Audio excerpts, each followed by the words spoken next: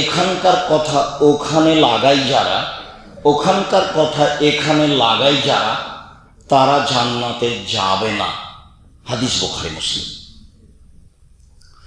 রাসূল সাল্লাল্লাহু আলাইহি সাল্লাম বলেন, মান কানা জাওয়াজাইনে, যে ব্যক্তি দুনিয়াতে দুই মুখা হবে, এখানে এক কথা ওখানে এক কথা, কানা লাহু ইয়াউমাল কিয়ামাহ লিসানান মিন নার, তার মুখে বিচারের মাঠে দুইটা আগুনের জিহ্বা হবে।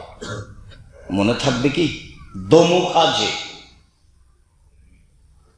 চুগলখড়ি করে যে, দোমুখা যে চুগলখড়ি করে যে, বিচারের মাঠে তার মুখে কয়টা জিহ্বা হবে? দুইটা। কিসের তৈরি? আগুনের তৈরি। এ কথা আমি বলিনি, এ কথা মুহাম্মদ সাল্লাল্লাহু আলাইহি সাল্লাম বলেন। সম্মানিত দিনী ভাই বোন, রাসূল সাল্লাল্লাহু আলাইহি সাল্লাম বলেন, তাজিদুনা ইয়াউমাল কিয়ামাহ শাররাল ওয়াজহ, পৃথিবীর মানুষ শুনে রেখো, বিচারের মাঠে সবচেয়ে নিকৃষ্ট মানুষ হবে গীবাতকারী, বিচারের মাঠে সবচেয়ে খারাপ মানুষ হবে বদনামকারী। আল্লাযী ইতিহাউলায়ে ওয়া ইতিহাউলায়ে, এখানে এক কথা বলে ওখানে আর এক কথা বলে, ওখানে এক কথা বলে এখানে আর এক কথা বলে, এই মানুষ হবে বিচারের মাঠে সবচেয়ে খারাপ। মুখ বন্ধ রাখবেন, বসবেন না যেখানে দুইজন বসে আছে। শতদিন আপনাকে আমি অনুরোধ জানিয়েছি, আমি আপনার দিনী ভাই, আমি আপনার পাশে আছি, আপনাকে আমি অন্তর থেকে ভালোবাসি। যতই আমার কথা আপনি কষ্ট পান, তবে আমি আমার পাশে আছি।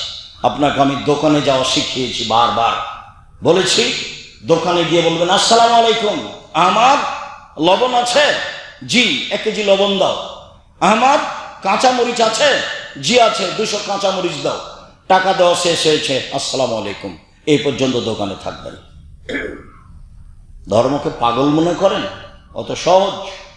বিচারের মধ্যে সবচেয়ে খারাপ মানুষ হলো এই কথা রাসূল সাল্লাল্লাহু আলাইহি ওয়াসাল্লাম বলেন। আনাস রাদিয়াল্লাহু তাআলা আনহু বলেন, আল্লাহ নবী বলছেন, আমাকে একবার মেরাজে উপরে নিয়ে যাওয়া হচ্ছে, তো যেতে যেতে দেখি অনেক মানুষ, তাদের অনেক বড় বড় তামার নখ তামার, মুখকে একবারে তামার নখ দিয়ে খামচে তুলে ফেলছে, বুককে একবারে তামার নখ দিয়ে খামচে তুলে ফেলছে। তখন আল্লাহ রাসূল জিবরাইল, মানহালায় জিবরাইল, এরা কারা? একই কথা, ইন্না লিল্লাহি ওয়া ইন্না ইলাইহি, এরা কারা? নিজের নখ দিয়ে নিচের মুখকে ছিঁড়ে ফেলছে, গোস্ত তুলে ফেলছে, বুকের গোস্ত তুলে, এরা কারা? তখন আল্লাহ রাসূলকে জিবরাইল বলছেন, হাউলাই আল্লাযীনা ইয়াকুনা ফি আরাজিন নাস, ওরা যারা মানুষের বদনাম করত, গীবাত করত। রাসূল সাল্লাল্লাহু আলাইহি ওয়াসাল্লাম বলেন, পৃথিবীর মানুষ লা তুজুল মুসলিমিনা, একজন আর একজনকে কষ্ট দিও না। রাসূল সাল্লাল্লাহু আলাইহি ওয়াসাল্লাম বলেন, পৃথিবীর মানুষ লা তুয়াইরু, কারো বদনাম করো না। রাসূল সাল্লাল্লাহু আলাইহি ওয়াসাল্লাম বলেন, আলা তাত্তাবিউ আওরাতা আখিহাল মুসলিম, মানুষের পিছনে লাগিও না।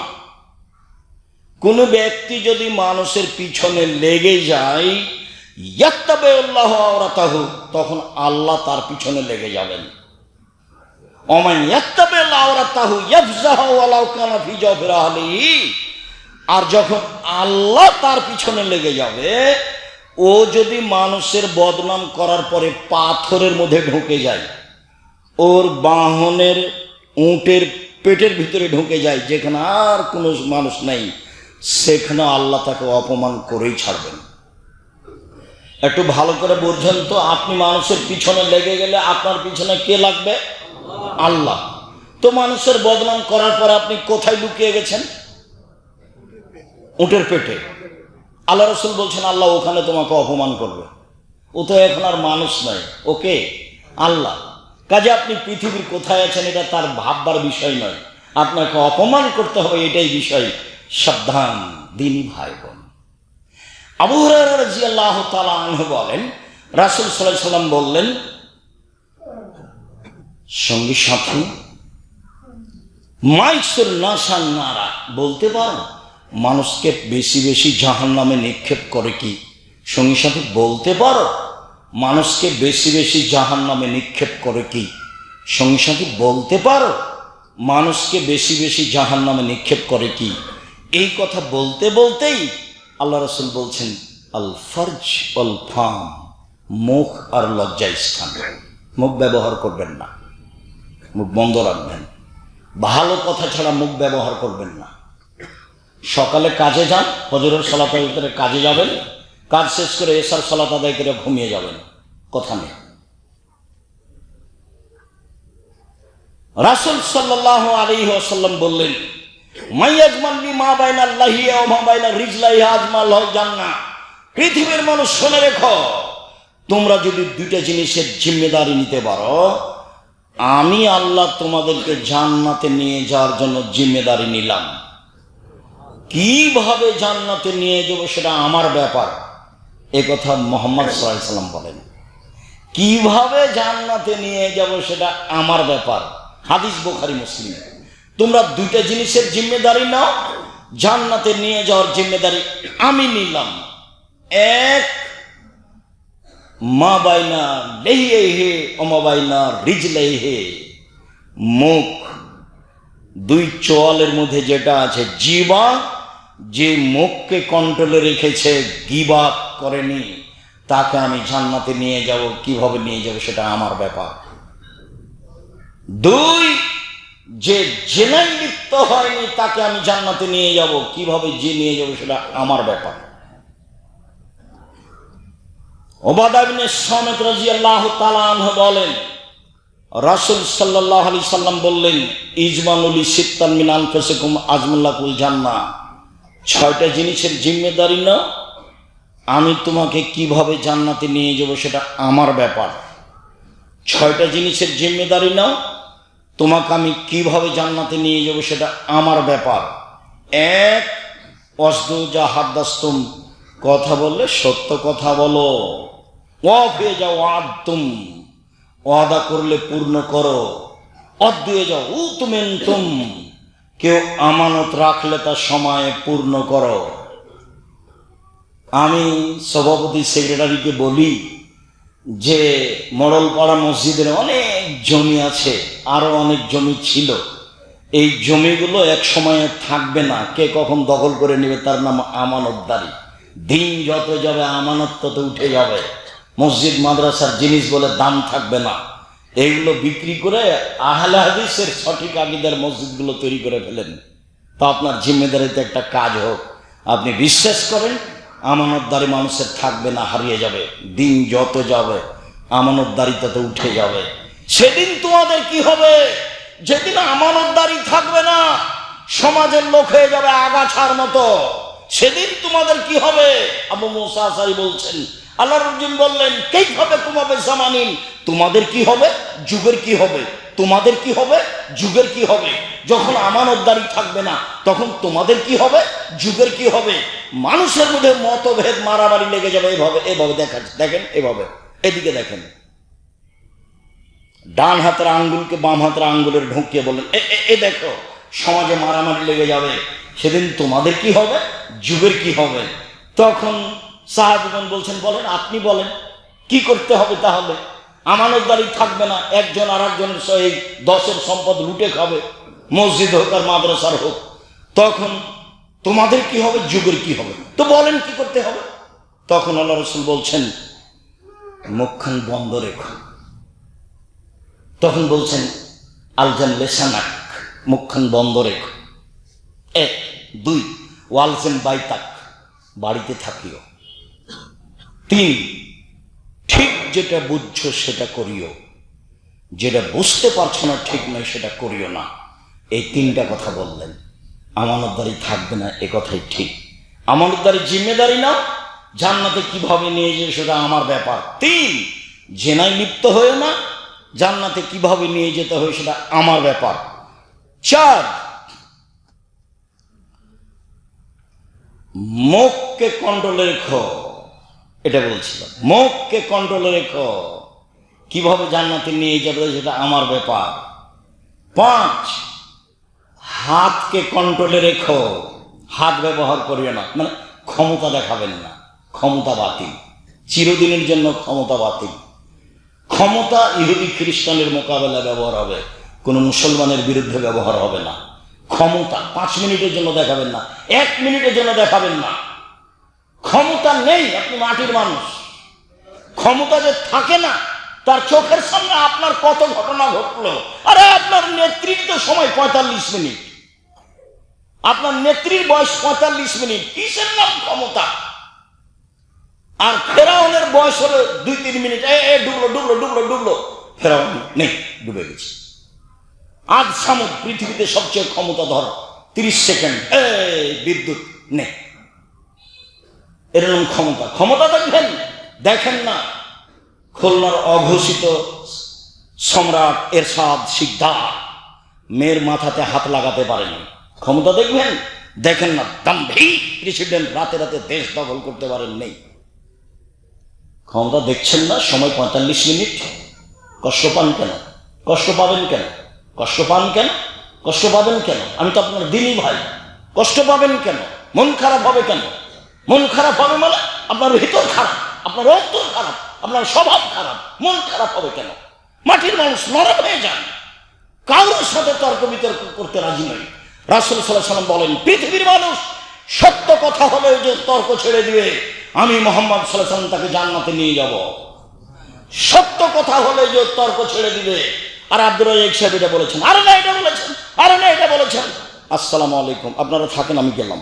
জড়িত পাপ ক্ষমা হওয়া সহজ, কিন্তু মানুষের সাথে জড়িত পাপ ক্ষমা হওয়া সহজ নয়। আল্লাহর সাথে জড়িত পাপ আল্লাহর কাছে ক্ষমা চাইলেই হবে ইনশাআল্লাহ। তার নাম গফফার, গফুর, খুব বেশি বেশি ক্ষমাশীল, প্রতিশোধ ছাড়াই ক্ষমা করেন যিনি, তার নাম গফুর। ইচ্ছা করলে প্রতিশোধ নিতে পারেন, নেন না, তার নাম গফুর। ক্ষমা সহজ, কিন্তু মানুষের সাথে জড়িত পাপ ক্ষমা সহজ নয়। আল্লাহর সাথে জড়িত পাপ, পাপের জগতে সবচেয়ে বড় পাপ শিরক।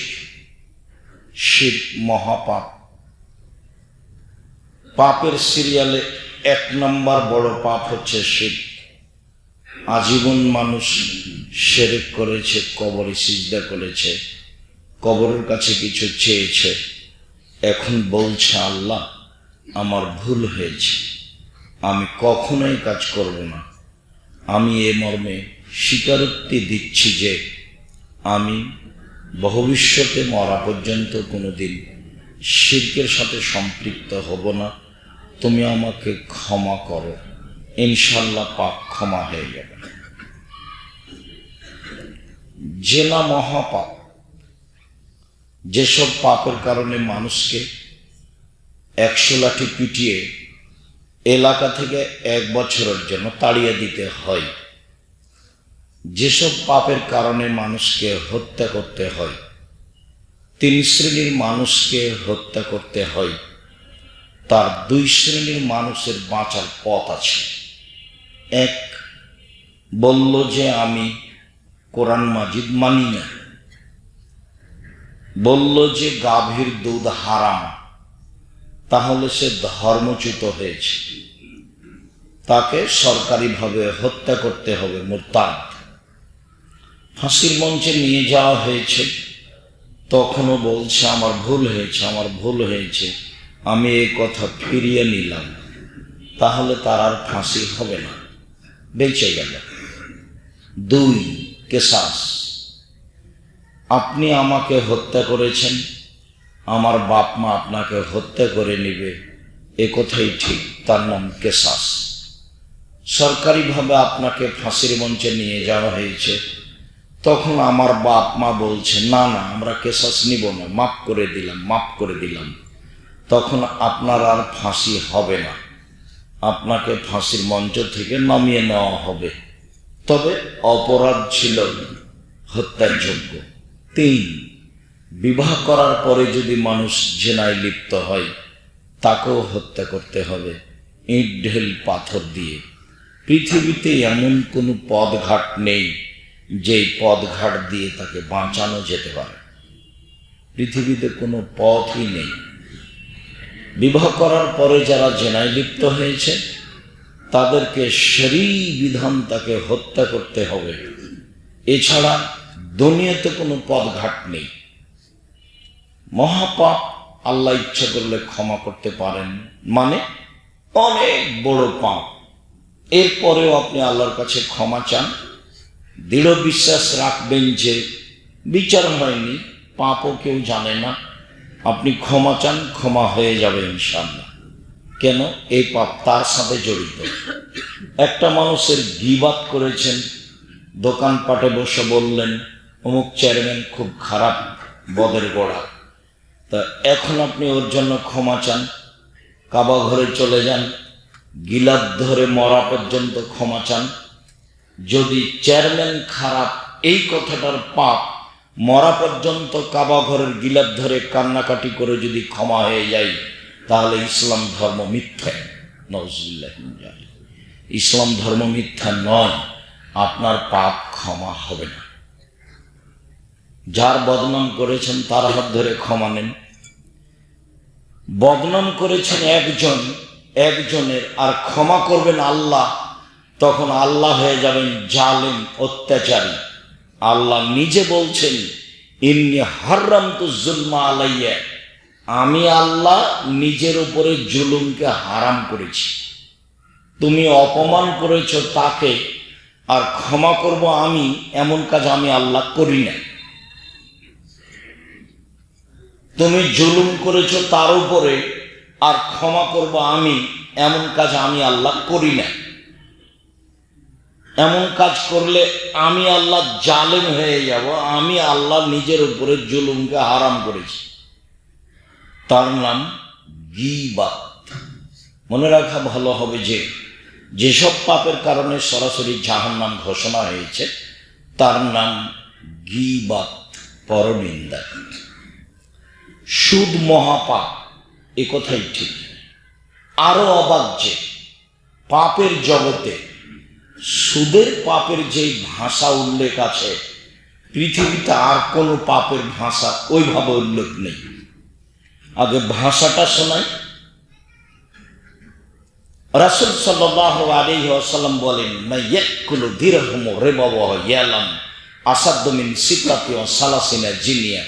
কে যদি জেনে শুনে 1 টাকা সুদ খায়, 36 বার জেনা করে যত পাপ হবে, 1 টাকা সুদ খেলে তার চেয়ে বেশি পাপ হবে। তিনি বলেন, আর রিবা সাবুনা জুজান আইশরা আইন করজুল মাহু। সুদের পাপের 70টি ভাগ রয়েছে, ছোট থেকে বড়, বড় থেকে ছোট। তার সবচেয়ে ছোট পাপ হলো সুদের পাপ। মার সাথে জেনা করলে যেমন পাপ হয়, শিরক মহাপাপ, তবে ভাষা এমন নয়। পৃথিবীর দ্বিতীয় মহাপাপ বাপ মায়ের অবাধ্য চলা। ভুলেও কোনোদিন বাপ মায়ের বিরুদ্ধে যাবেন না, ভুলেও কোনোদিন সহজে বইয়ের নামে অ্যাকাউন্ট খুলবেন না।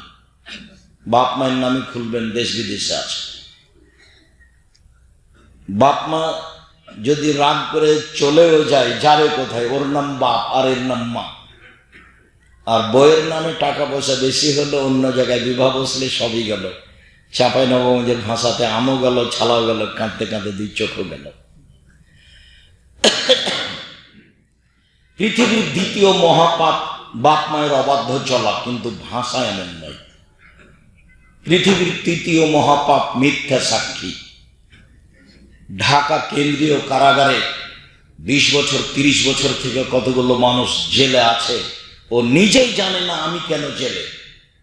জজ জানে না ঘটনা কি, উকিল জানে না ঘটনা কি, সাক্ষী জানে না ঘটনা কি।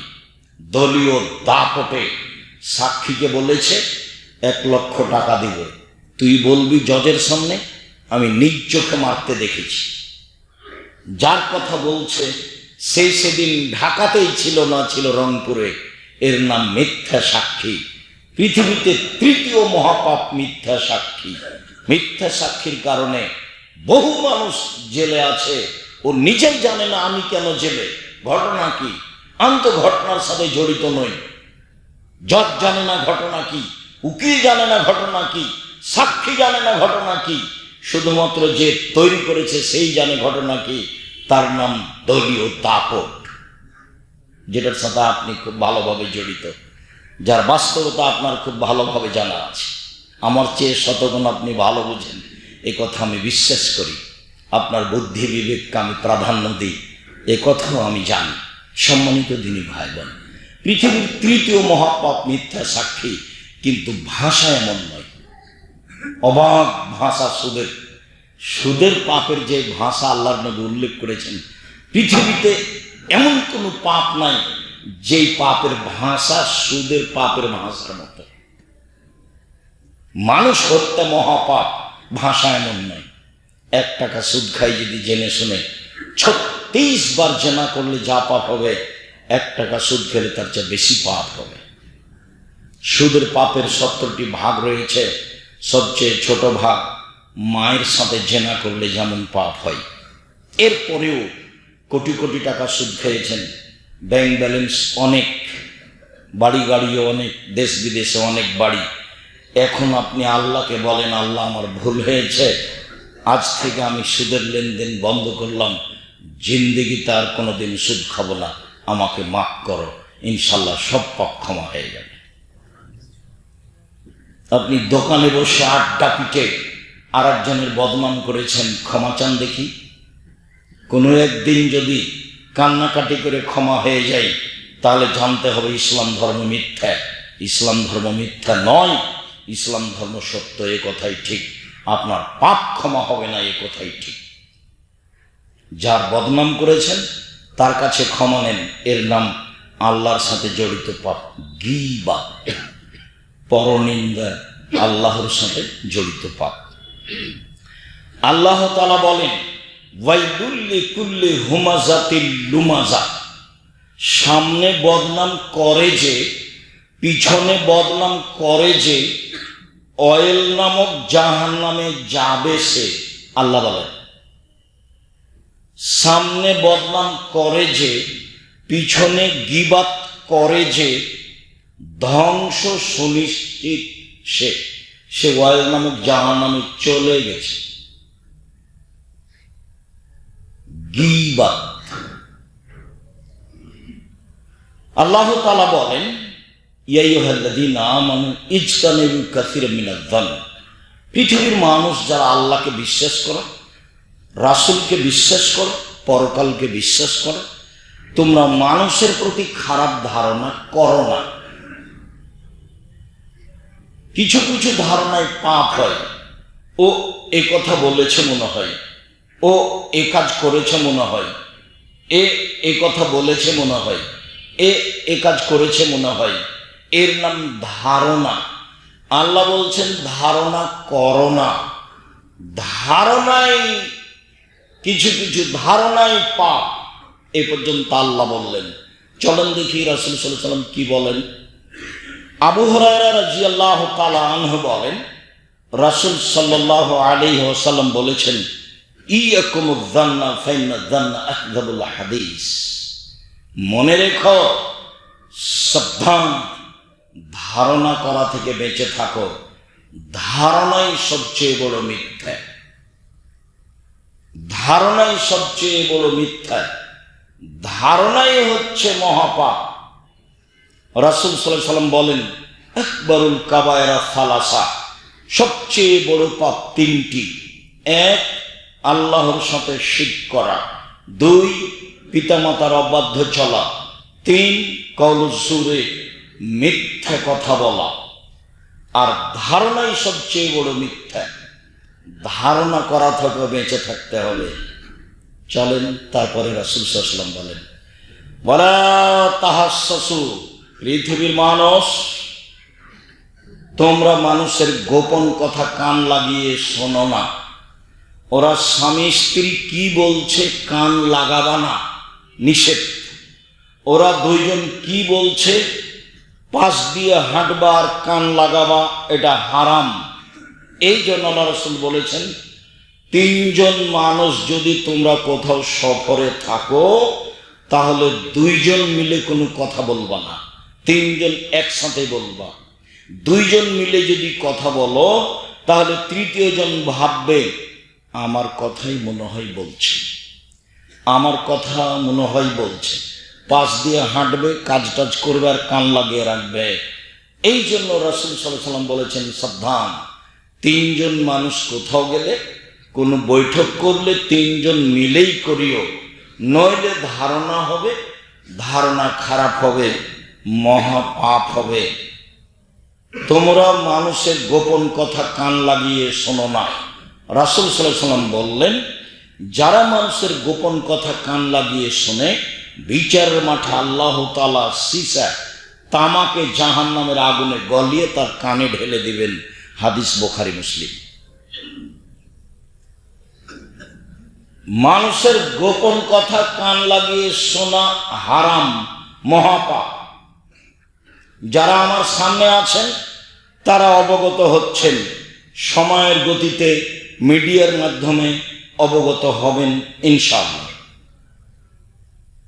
যদিও মিডিয়াকে আমি পছন্দ করি এই জন্য যে মিডিয়ার মাধ্যমে আমরা সারা পৃথিবীর বিভিন্ন জায়গায় যেতে পারি, তবে ঘৃণাও করি এই জন্য যে তারা একটা মানুষের কোন কথা বলতে হবে আর কোন কথা বলতে হবে না এইটা তাদের বিবেচনা থাকে না, তার নিজের উদ্দেশ্যই বিবেচনা থাকে। এর ফলাফল ভয়াবহ। একটা মানুষের যেই কথা বলা হবে না, বললে অপছন্দ করবে, সেটাই গীবাত। আসছে একটু পরে বুখারী মুসলিম। তখন কি হবে? তাহাজ্জুদ পড়লাম, ফলাফল টিকলো না। হজ করলাম, উমরা করলাম, ফলাফল টিকলো না। রাসূল সাল্লাল্লাহু আলাইহি ওয়াসাল্লাম বলেন, ওয়ালা তাজাসসু, পৃথিবীর মানুষ, তোমরা মানুষের দোষ ত্রুটি উদ্ঘাটন করো না। মানুষের দোষ ত্রুটি উদ্ঘাটন করা হারাম। এটা আল্লাহর আদেশ, রাসূলের আদেশ। রাসূল সাল্লাল্লাহু আলাইহি সাল্লাম বলেন, মান সাতারা মুসলিমান সাতারাহুল্লাহু ফিদ দুনিয়া ওয়াল আখিরাহ।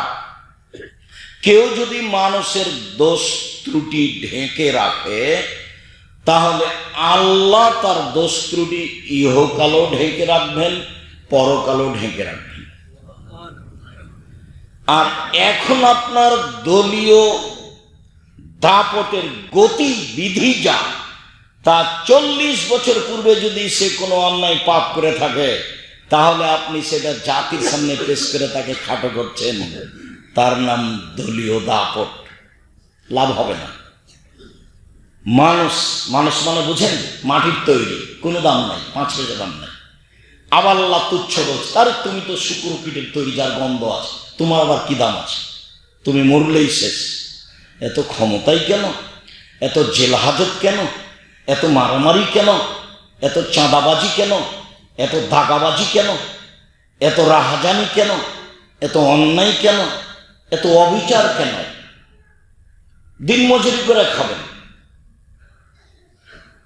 মানুষের বাড়িতে কিষাণ কামলা দিয়ে খান, এই ক্ষমতা কেন?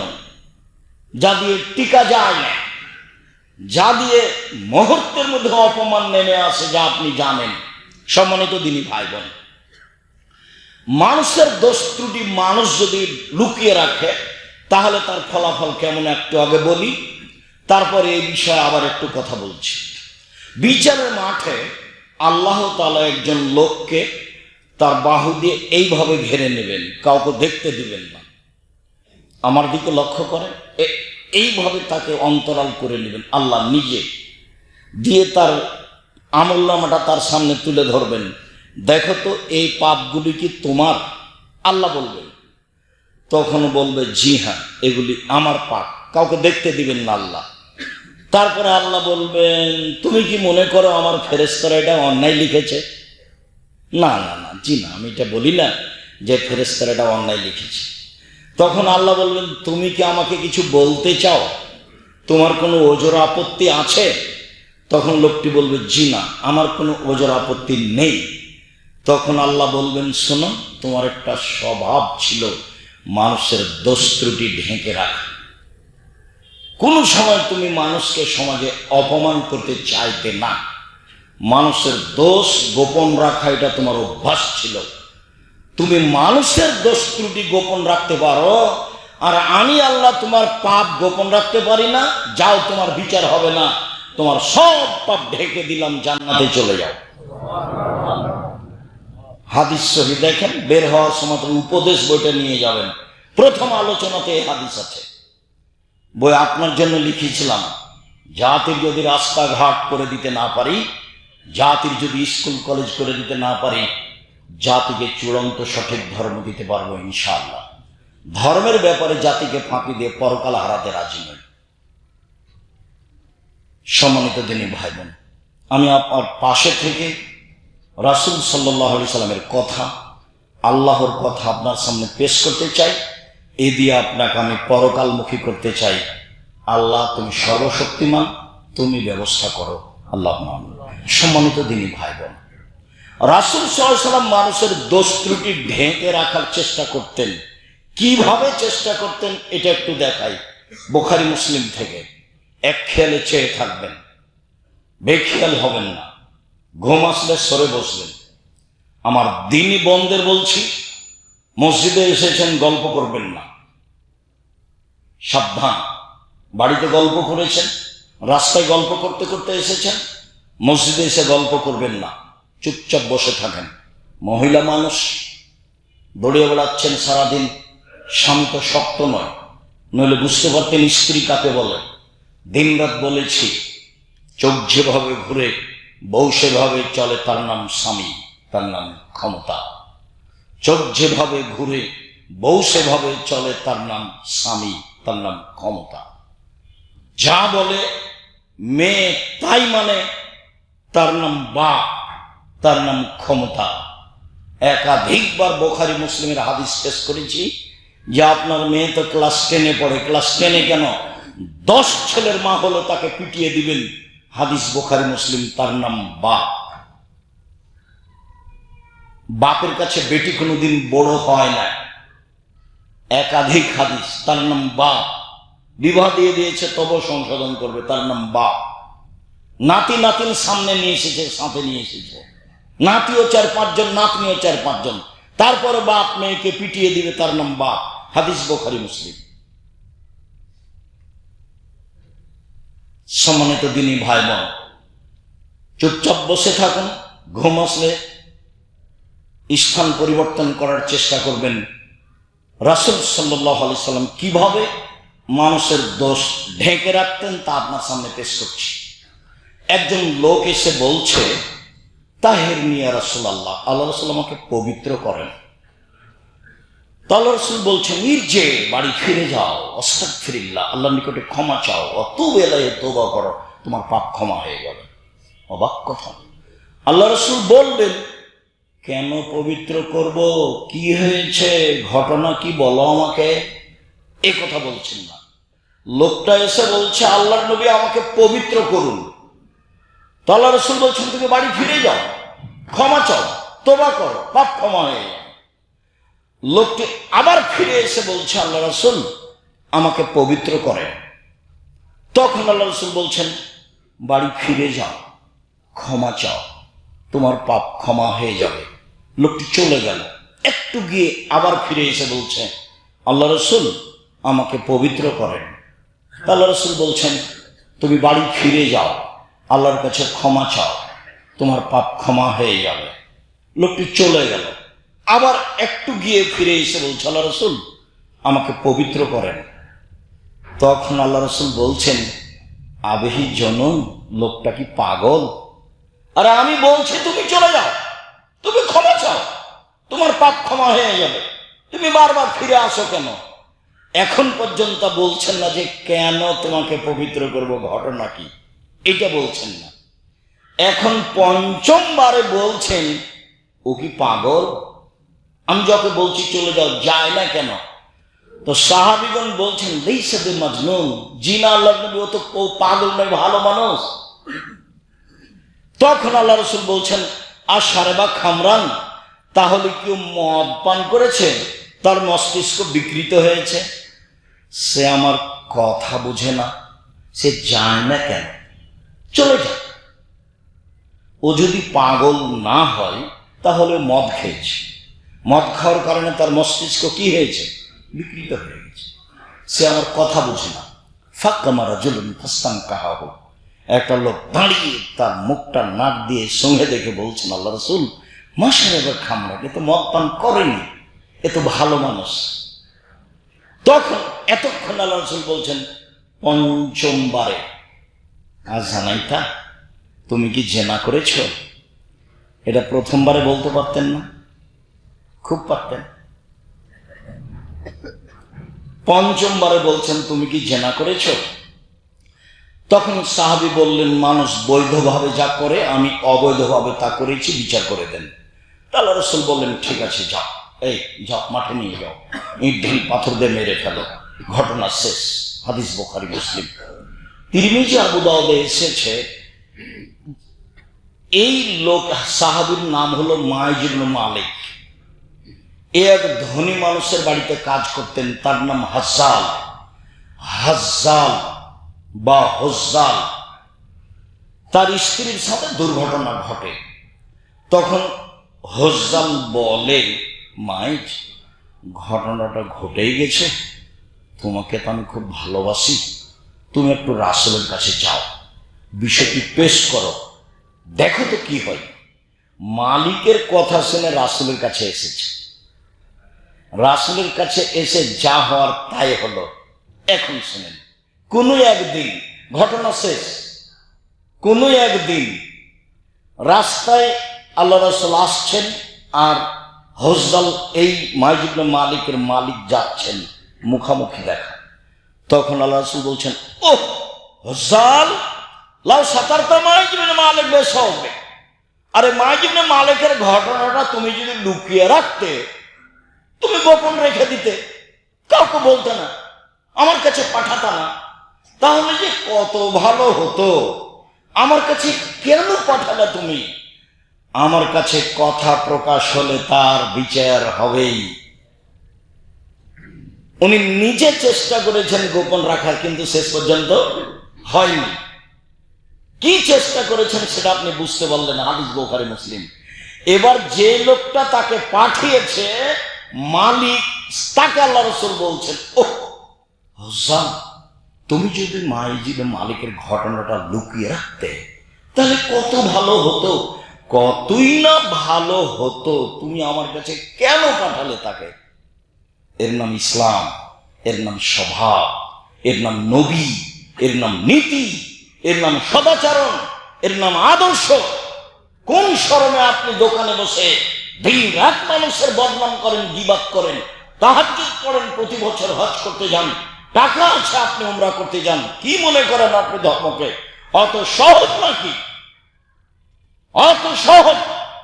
এইসব জীবন পশু প্রাণীর মতো, গরু ছাগলের মতো, কুকুর শ্রীগের মতো, বেঁচে থাকা না থাকা দুটোই সমান। বুঝেও বুঝে না ওরা, অন্তর আছে বুঝে না, দেখেও দেখে না ওরা, চক্ষু আছে দেখে না, শোনেও শোনে না ওরা, কান আছে শোনে না। উলায়েকা কালানাম, তারা পশু প্রাণীর মতো, তারা গরু ছাগলের মতো, তারা কুকুর শ্রীগের মতো। বালু মাজাল বরং তার চেয়ে খারাপ, ও পশু প্রাণীর চেয়ে খারাপ। মাথায় টুপি দিয়ে দোকানে বসে ল্যাংটা মেয়ের সামনে বসে থাকে, মানুষের বদনাম করে, ধর্ম দেখাচ্ছে। ধর্ম তো সহজ, হজবাতিল নার বিশাহওয়াত, মনের ইচ্ছা দ্বারা জাহান্নাম ঘেরা আছে। হজবাতিল জান্নাত বিল মাকারিহ, নিয়ম নীতি কষ্ট ক্লেশ ত্যাগ তিতিক্ষা দিয়ে জান্নাত ঘেরা আছে। জান্নাত তো সহজ নয়, জাহান্নাম সহজ। ইচ্ছা মতো চললেই জাহান্নাম পাওয়া যায়। সম্মানিত দিনী ভাই বোন, আপনাকে আমি অনুরোধ জানাচ্ছি, মুখ খুলবেন না। গীবত। আবু হুরায়রা রাদিয়াল্লাহু তাআলা আনহু বলেন, রাসূল সাল্লাল্লাহু আলাইহি সাল্লাম বললেন, সঙ্গী সাথী বলতে পারো গীবত কাকে বলে? তো সাহাবীগণ বললেন, জি না, বলতে পারি না গীবত কাকে বলে। তখন আল্লাহ রাসূল বলছেন, যিকরুকা আখাকা মান ইয়াকরাহ, তুমি তোমার ভাইয়ের কথা বলো, ও যদি শুনতে পাই, তাকে যদি খারাপ লাগে, তার নাম গীবত। আবার শুনেন, সঙ্গী সাথী বলতে পারো গীবত কাকে বলে? জি না, গীবত কাকে বলে বলতে পারি না। শোনো, তুমি যদি কারো কথা বলো এখানে, আর ও যদি এই কথা শুনতে পায়, তাকে যদি খারাপ লাগে, সেটাই হলো গীবত। বোঝা গেল কি? ঘুমাচ্ছেন নাকি? মনে থাকবে গীবাত কাকে বলে? যে আমি একজনের কথা বলছি, ও এখানে নেই, ও যদি শুনতে পায় তাহলে তাকে কেমন লাগবে? খারাপ লাগবে, এর নাম গীবাত। তখন সাহাবীগণ বলছেন, ও যদি চুরি করে থাকে আমি চোর বলি, তবু কি গীবাত হয়? সাহাবীগণ বলে উঠলেন, ও তো খারাপ মনে করবে, ও তো চোর, তাই তো আমি সমাজে বলেছি চোর। ও যদি চোর হয়, চুরি করে থাকে, আমি বলি, তবু কি গীবাত হয়? তখন আল্লাহ রাসূল বলছেন, শোনো, ইনকান ফিহি মা তাকুলু ফাকাদিক্তাহু, ও যদি চুরি করে থাকে আর তুমি বলো তাহলে গীবাত। ও যদি চুরি করে থাকে আর তুমি বলো তাহলে গীবাত। আর যদি চুরি না করে থাকো আর তুমি বলো, আর যদি চুরি না করে থাকে তুমি বলো, তাহলে অপবাদ। গীবাত মানে ক্ষমা হবে না, ওর কাছে ক্ষমা। অপবাদ মানে ৮০ লাঠি। ৮০ লাঠি ছাড়া আপনি আর পবিত্র হতে পারবেন না। কোন দিকটা সহজ হলো? কোনটাই না। সাহাবীগণ তো বললেন, আল্লাহর নবী, ও যদি চুরি করে থাকে আমি বলি চোর, তবু কি গীবাত? আল্লাহ রাসূল বললেন, শোনো, ও যদি চুরি করে থাকে আর তুমি বলো তাহলে গীবাত। আর যদি চুরি না করে থাকে তুমি বলো তাহলে অপবাদ। তো গীবাত মানে ক্ষমা ওখানে না, অপবাদ মানে ক্ষমা টমা নেই, ৮০ লাঠি। হাদিস বুখারী মুসলিম। এর নাম শরীয়ত, এর নাম ইসলাম, এর নাম ধর্ম, এর নাম সমাজ। এক হাদিস দিয়ে সমাজ চলবে। হাদিসের দাম দেয় কে? আমরা নিজেরাই অনেকখানি পিছনে। আল্লাহ তুমি কবুল করো। আল্লাহুম্মা সাল্লি আলাইহি। রাসূল সাল্লাল্লাহু আলাইহি সাল্লাম বলেছেন, লা ইয়াদখুল জান্নাতা কাত্তাব ওয়া ফি রাওয়ায়াতিন নাম্মাম, গীবাত করে যারা তারা জান্নাতে যাবে না। চুগলখড়ি করে যারা, এখানকার কথা ওখানে লাগাই যারা, ওখানকার কথা এখানে লাগাই যারা, তারা জান্নাতে যাবে না। হাদিস বুখারী মুসলিম। রাসূল সাল্লাল্লাহু আলাইহি সাল্লাম বলেন, মান কানা জাওয়াজাইনে, যে ব্যক্তি দুনিয়াতে দুই মুখা হবে, এখানে এক কথা ওখানে এক কথা, কানা লাহু ইয়াউমাল কিয়ামাহ লিসানানি মিন নার, তার মুখে বিচারের মাঠে দুইটা আগুনের জিহ্বা হবে। মনে থাকবে কি? দোমুখা যে, চুগলখড়ি করে যে, দোমুখা যে, চুগলখড়ি করে যে, বিচারের মাঠে তার মুখে কয়টা জিহ্বা হবে? দুইটা। কিসের তৈরি? আগুনের তৈরি। এ কথা আমি বলিনি, এ কথা মুহাম্মদ সাল্লাল্লাহু আলাইহি সাল্লাম বলেন। সম্মানিত দিনী ভাই বোন, রাসূল সাল্লাল্লাহু আলাইহি সাল্লাম বলেন, তাজিদুনা ইয়াউমাল কিয়ামাহ শাররাল ওয়াজহে, পৃথিবীর মানুষ শুনে রেখো, বিচারের মাঠে সবচেয়ে নিকৃষ্ট মানুষ হবে গীবাতকারী। বিচারের মাঠে সবচেয়ে খারাপ মানুষ হবে বদনামকারী। আল্লাযী ইতিহাউলায়ে ওয়া ইতিহাউলায়ে, এখানে এক কথা বলে ওখানে আর এক কথা বলে, ওখানে এক কথা বলে এখানে আর এক কথা বলে। এই মানুষ হবে বিচারের মাঠে সবচেয়ে খারাপ। মুখ বন্ধ রাখবেন, বসবেন না যেখানে দুইজন বসে আছে। শতদিন আপনাকে আমি অনুরোধ জানিয়েছি, আমি আপনার দিনী ভাই, আমি আপনার পাশে আছি, আপনাকে আমি অন্তর থেকে ভালোবাসি। যতই আমার কথা আপনি কষ্ট পান, তবে আমি আমার পাশে আছি। আপনাকে আমি দোকানে যাওয়া শিখিয়েছি, বারবার বলেছি, দোকানে গিয়ে বলবেন, আসসালামু আলাইকুম, আমার লবণ আছে? জি, 1 কেজি লবণ দাও। আমার কাঁচামরিচ আছে? জি আছে, 200 কাঁচামরিচ দাও। টাকা দেওয়া শেষ হয়েছে, আসসালামু আলাইকুম। এই পর্যন্ত দোকানে থাকবেন। ধর্মকে পাগল মনে করেন? অত সহজ। বিচারের মধ্যে সবচেয়ে খারাপ মানুষ হলো এই কথা রাসূল সাল্লাল্লাহু আলাইহি ওয়াসাল্লাম বলেন। আনাস রাদিয়াল্লাহু তাআলা আনহু বলেন, আল্লাহ নবী বলছেন, আমাকে একবার মেরাজে উপরে নিয়ে যাওয়া হচ্ছে, তো যেতে যেতে দেখি অনেক মানুষ, তাদের অনেক বড় বড় তামার নখ তামার, মুখকে একবারে তামার নখ দিয়ে খামচে তুলে ফেলছে, বুককে একবারে তামার নখ দিয়ে খামচে তুলে ফেলছে। তখন আল্লাহ রাসূল, জিবরাইল মানহাল্লাহ, জিবরাইল এরা কারা? একই কথা, ইন্না লিল্লাহি ওয়া ইন্না ইলাইহি। এরা কারা? নিজের নখ দিয়ে নিচের মুখকে ছিঁড়ে ফেলছে, গোস্ত তুলে ফেলছে, বুকের গোস্ত তুলে, এরা কারা? তখন আল্লাহ রাসূলকে জিবরাইল বলছেন, হাউলাই আল্লাযীনা ইয়াকুনা ফি আরাজিন নাস, এরা ওরা যারা মানুষের বদনাম করত, গীবাত করত। রাসূল সাল্লাল্লাহু আলাইহি ওয়াসাল্লাম বলেন, পৃথিবীর মানুষ লা তুজুল মুসলিমিনা, একজন আর একজনকে কষ্ট দিও না। রাসূল সাল্লাল্লাহু আলাইহি ওয়াসাল্লাম বলেন, পৃথিবীর মানুষ লা তুয়াইয়ুরু, কারো বদনাম করো না। রাসূল সাল্লাল্লাহু আলাইহি ওয়াসাল্লাম বলেন, আলা তাত্তাবিউ আওরাতা আখিহাল মুসলিম, মানুষের পিছনে লাগিও না। কোন ব্যক্তি যদি মানুষের পিছনে লেগে যায়, ইয়াত্তাবিউল্লাহু আওরাতাহু, তখন আল্লাহ তার পিছনে লেগে যাবেন। ওমান ইয়াত্তাবিউ আওরাতাহু ইয়াফজাহু ওয়ালাউ কানা ফি জাওফির আহলিহি, আর যখন আল্লাহ তার পিছনে লেগে যাবে, ও যদি মানুষের বদনাম করার পরে পাথরের মধ্যে ঢুকে যায়, ওর বাহনের উটের পেটের ভিতরে ঢুকে যায়, যেখানে আর কোনো মানুষ নেই, সেখানে আল্লাহ তাকে অপমান করেই ছাড়বেন। একটু ভালো করে বুঝছেন তো, আপনি মানুষের পিছনে লেগে গেলে আপনার পিছনে কে লাগবে? আল্লাহ। তো মানুষের বদনাম করার পর আপনি কোথায় লুকিয়ে গেছেন? উটের পেটে। আল্লাহ রাসূল বলছেন, আল্লাহ ওখানে তোমাকে অপমান করবে। ও তো এখন আর মানুষ নয়, ওকে আল্লাহ। কাজে আপনি পৃথিবীর কোথায় আছেন এটা তার ভাববার বিষয় নয়, আপনাকে অপমান করতে হবে এটাই বিষয়। সাবধান দিনী ভাই বোন। আবু হুরায়রা রাদিয়াল্লাহু তাআলা আনহু বলেন, রাসূল সাল্লাল্লাহু আলাইহি ওয়াসাল্লাম বললেন, সঙ্গী সাথী মাইসুর নাসান নারা, বলতে পারো মানুষকে বেশি বেশি জাহান্নামে নিক্ষেপ করে কি? সঙ্গী সাথী বলতে পারো মানুষকে বেশি বেশি জাহান্নামে নিক্ষেপ করে কি?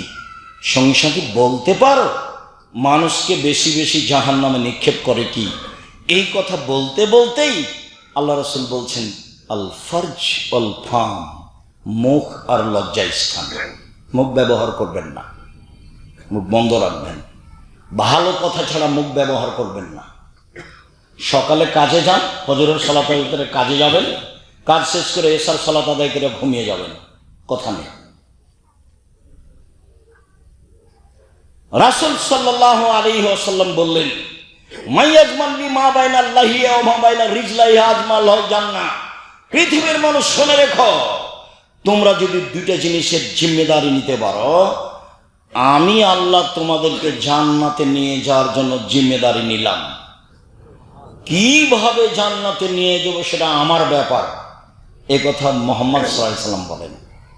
কিভাবে জান্নাতে নিয়ে যাব সেটা আমার ব্যাপার। হাদিস বুখারী মুসলিম। তোমরা দুইটা জিনিসের জিম্মেদারি নাও, জান্নাতে নিয়ে যাওয়ার জিম্মেদারি আমি নিলাম। এক, মা বাইনা লাহিহি ওয়া মা বাইনা রিজলাইহি, মুখ দুই চোয়ালের মধ্যে যেটা আছে, জিহ্বা, যে মুখকে কন্ট্রোলে রেখেছে, গীবাত করেনি, তাকে আমি জান্নাতে নিয়ে যাব। কিভাবে নিয়ে যাব সেটা আমার ব্যাপার। দুই, যে জিনায় লিপ্ত হয়নি, তাকে আমি জান্নাতে নিয়ে যাব। কিভাবে যে নিয়ে যাব সেটা আমার ব্যাপার।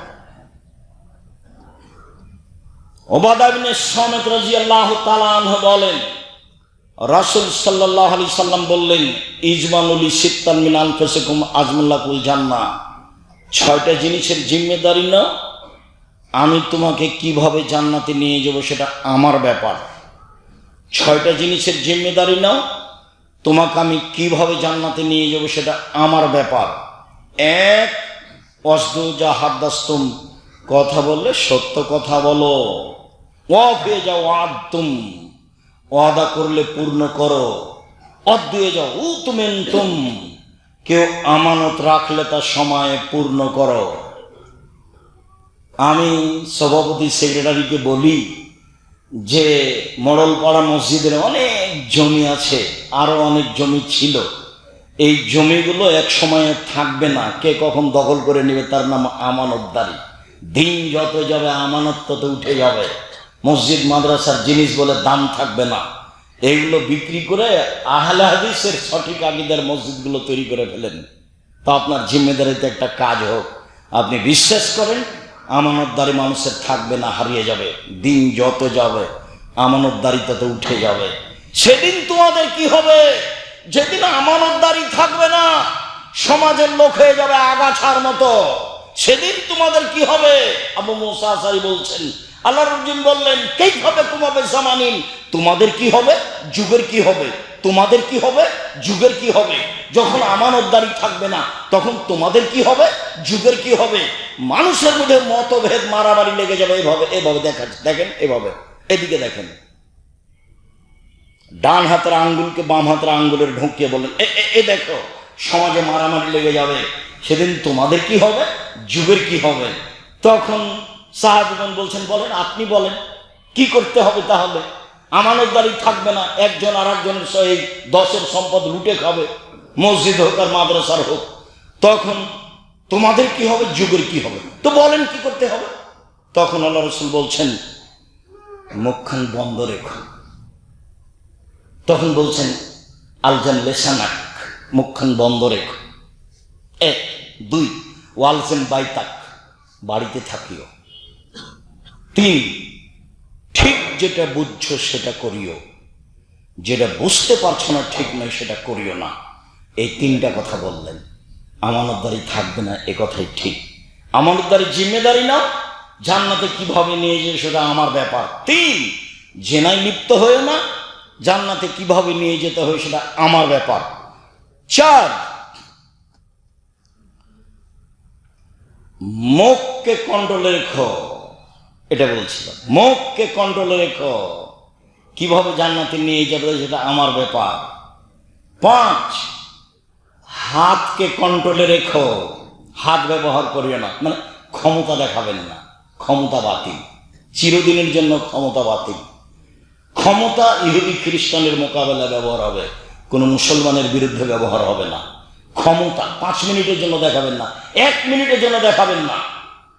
ক্ষমতা নেই, আপনি মাটির মানুষ। ক্ষমতা যে থাকে না, তার চোখের সামনে আপনার কত ঘটনা ঘটলো। আরে আপনার নেত্রীর তো সময় 45 মিনিট, আপনার নেত্রীর বয়স 45 মিনিট, কিসের নাম ক্ষমতা? আর ফেরাউনের বয়স হলো 2-3 মিনিট, ডুবলো, ফেরাউন নেই, ডুবে গেছে। আজ সামুদ পৃথিবীতে সবচেয়ে ক্ষমতাধর, 30 সেকেন্ড বিদ্যুৎ নেই। এর নাম ক্ষমতা। ক্ষমতা দেখেন না, খুলনার অঘোষিত সম্রাট এরশাদ শিকদার মেয়ের মাথাতে হাত লাগাতে পারেনি, ক্ষমতা দেখেন না। দাম্ভিক প্রেসিডেন্ট রাতে রাতে দেশ দখল করতে পারেন নেই, ক্ষমতা দেখছেন না। সময় 45 মিনিট। কষ্ট পান কেন? কষ্ট পাবেন কেন? কষ্ট পান কেন? কষ্ট পাবেন কেন? আমি তো আপনার দিনই ভাই, কষ্ট পাবেন কেন? মন খারাপ হবে কেন? মন খারাপ হবে মানে আপনার ভিতর খারাপ, আপনার অন্তর খারাপ, আপনার স্বভাব খারাপ, মন খারাপ হবে কেন? মাটির মানুষ, নরম হয়ে যান, কারোর সাথে তর্ক বিতর্ক করতে রাজি নয়। রাসূল সাল্লাল্লাহু আলাইহি ওয়াসাল্লাম বলেন, পৃথিবীর মানুষ সত্য কথা হলে যে তর্ক ছেড়ে দিবে, আমি মুহাম্মদ সাল্লাল্লাহু আলাইহি ওয়াসাল্লাম তাকে জান্নাতে নিয়ে যাব। সত্য কথা হলে যে তর্ক ছেড়ে দিবে। আর আব্দুর রাজ্জাক সাহেব এটা বলেছেন, আরে না এটা বলেছেন, আরে না এটা বলেছেন, আসসালামু আলাইকুম, আপনারা থাকেন, আমি গেলাম। আল্লাহ নবী বলছেন, আল্লাহ নবী আপনাকে জান্নাতে নিয়ে দিবেন, তার ব্যাপার। উনি কিভাবে জান্নাতে নিয়ে দিন তার ব্যাপার। 2, মজাক করে হলো মিথ্যা কথা বলবো না, জান্নাত আমি নিয়ে দেবো। মুহাম্মদ সাল্লাল্লাহু আলাইহি ওয়াসাল্লাম বলছেন, মজাক করে হলো মিথ্যা কথা বলবো না, জান্নাত আমি নিয়ে দেবো। 3, চালচলন ভালো করো, মানুষের বিরুদ্ধে যায় না, মানুষের বদনাম করো না, মানুষের গীবাত করো না, চাঁদাবাজি করো না, দাগাবাজি করো না, জুয়াচুরি করো না, রাহাজানি করো না, অন্যায় করো না, অবিচার করো না, মানুষকে জেল হাজতে দিও না। জান্নাত শুধু সাধারণ নিয়ে দেবো না, জান্নাতুল ফেরদাউস নিয়ে দেবো। মুহাম্মদ সাল্লাল্লাহু আলাইহি ওয়াসাল্লাম নিজে বলছেন, এমন কোন পথ নাই যে পথ দিয়ে জান্নাতুল ফেরদাউস পাওয়া যায়, শুধুমাত্র ভালো চাল চলন দিয়ে জান্নাতুল ফেরদাউস পাওয়া যায়। অবাক, পরিবর্তন হয়ে যান। আজকে জান্নাতুল ফেরদাউস নিয়ে দিলেন, জিম্মেদারি কার? মুহাম্মদ সাল্লাল্লাহু আলাইহি ওয়াসাল্লামের। আপনি চিন্তা করেন কেন? আলোচনার শেষ হাদিস, রাসূল সাল্লাল্লাহু আলাইহি ওয়াসাল্লাম বলেন, সঙ্গী সাথী বলতে পারো মানুষকে পিছন দিক থেকে ধাক্কা মেরে জাহান্নামে নিক্ষেপ করে কি? সঙ্গী সাথী বলতে পারো মানুষকে পিছন দিক থেকে ধাক্কা মেরে জাহান্নামে নিক্ষেপ করে কি? সঙ্গী সাথী বলতে পারো মানুষকে পিছন দিক থেকে ধাক্কা মেরে জাহান্নামে নিক্ষেপ করে কি? বলতে বলতেই খাজা লেসানো জিভাটা ধরে নিয়েছেন। জিভা মানুষকে পিছন দিক থেকে ধাক্কা মেরে জাহান্নামে নিক্ষেপ করে। এক বর্ণনায় এসেছে নাকের ভরে, এক বর্ণনায় এসেছে মুখের ভরে। ফেরেশতারা ধাক্কা দিয়ে মুখের ভরে ফেলে দিবেন, নাকের ভরে ফেলে দিবেন, ছেঁচিড়িয়ে জাহান্নামে নিয়ে যাবেন। যে বদনাম করে তাকে। আমি এই কথা বলিনি, এই কথা মুহাম্মদ সাল্লাল্লাহু আলাইহি ওয়াসাল্লাম বলেছেন। আর আপনাকে আমি যা বলছি সেটা আপনাকে সাময়িক কষ্ট ভারী লাগতে পারে। আমি আপনাকে ভারী লাগুক এটা আমি চাইনি, আমি চেয়েছি আপনি ছেড়ে দেন। ক্ষমতা দেখাবেন না, ক্ষমতা টিকে না। আমি বেড়াইতে আসতে পারবো না লম্বা সময়, 13 বছর পরে তো চলে এসেছি, তো ক্ষমতা কি এলো?